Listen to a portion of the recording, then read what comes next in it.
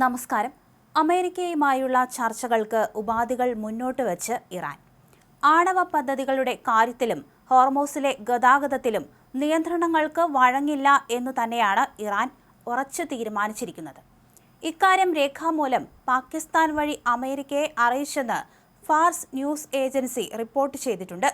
സമാധാനപരമായ ആണവ പദ്ധതി ഉപേക്ഷിക്കില്ല എന്നതാണ് ഇറാൻ മുൻപ് പ്രഖ്യാപിച്ച നിലപാട്.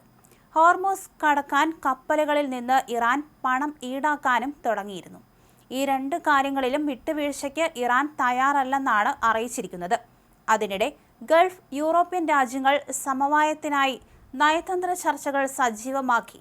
സമാധാന ചർച്ചയ്ക്കായി ശനിയാഴ്ച US പ്രതിനിധികൾ എത്തും മുൻപേ പാകിസ്ഥാൻ സന്ദർശനം അവസാനിപ്പിച്ച് ഒമാനിലേക്ക് പോയ ഇറാൻ വിദേശകാര്യ മന്ത്രിയും സംഘവും ഇസ്ലാമാബാദിലേക്ക് തന്നെ ഇന്നലെ തിരിച്ചെത്തിയിരുന്നു. റഷ്യയിലേക്ക് പോകുന്നതിന് മുമ്പായി തന്നെ അബ്ബാസ് അരാഗ്ചി വീണ്ടും പാകിസ്ഥാനിലെത്തുമെന്ന ഇറാന്റെ ഔദ്യോഗിക വാർത്താ ഏജൻസി IRNA അറിയിച്ചിരുന്നു.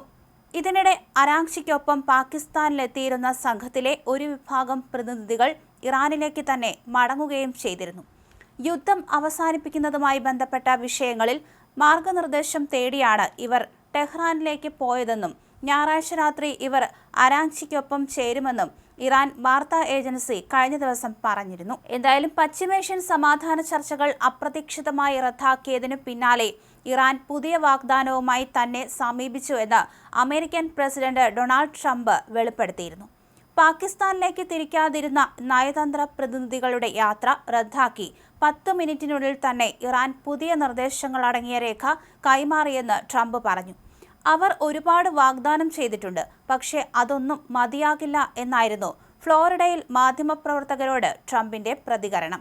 ഇറാൻ ആദ്യം നൽകിയ രേഖ തൃപ്തികരമല്ലായിരുന്നുവെന്ന് ട്രംപ് പറഞ്ഞു.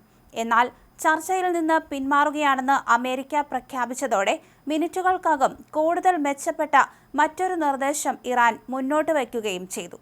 ആദ്യത്തേതിനേക്കാൾ മികച്ചതായിരുന്നു രണ്ടാമത്തെ രേഖ, പക്ഷേ തങ്ങൾ ആഗ്രഹിക്കുന്ന തലത്തിലേക്ക് അവർ എത്തിയിട്ടില്ല, ട്രംപ് വ്യക്തമാക്കി. ഇറാന്റെ ഭാഗത്തു നിന്നുള്ള ഈ പെട്ടെന്നുള്ള മാറ്റം അമേരിക്കൻ സമ്മർദ്ദ തന്ത്രങ്ങൾ ഫലം കാണുന്നു എന്നതിന്റെ സൂചനയായിട്ടാണ് വൈറ്റ് ഹൗസ് വിലയിരുത്തുന്നത്. ഇറാൻ ഭരണകൂടത്തിനുള്ളിൽ കടുത്ത ആഭ്യന്തര കലഹം നടക്കുന്നുണ്ടെന്ന ഗുരുതരമായ ആരോപണവും ട്രംപ് ആവർത്തിച്ചു. അവിടെ ആർക്കാണ് ഭരണത്തിന്റെ നിയന്ത്രണമെന്ന് അവർക്ക് പോലും അറിയില്ല. നേതൃത്വത്തിനായി അവർ പരസ്പരം പോരടിക്കുകയാണ്. അവിടെ ആരാണോ കാര്യങ്ങൾ നിയന്ത്രിക്കുന്നത് അവരുമായി താൻ ഇടപെടുമെന്നും ട്രംപ് പരിഹസിച്ചു. ഇറാൻ നേതൃത്വത്തിലെ ഈ ആശയക്കുഴപ്പമാണ് ചർച്ചകൾ നീണ്ടുപോകാൻ കാരണമെന്നാണ് അമേരിക്കയുടെ വാദം.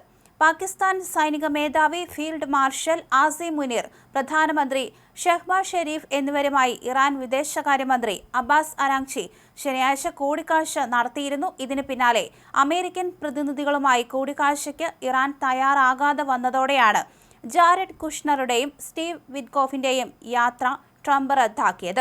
നേരിട്ടുള്ള ചർച്ചകൾക്ക് പകരം പാകിസ്ഥാൻ വഴി സന്ദേശങ്ങൾ കൈമാറുന്ന രീതിയാണ് ഇറാൻ താൽപ്പര്യപ്പെടുന്നത്.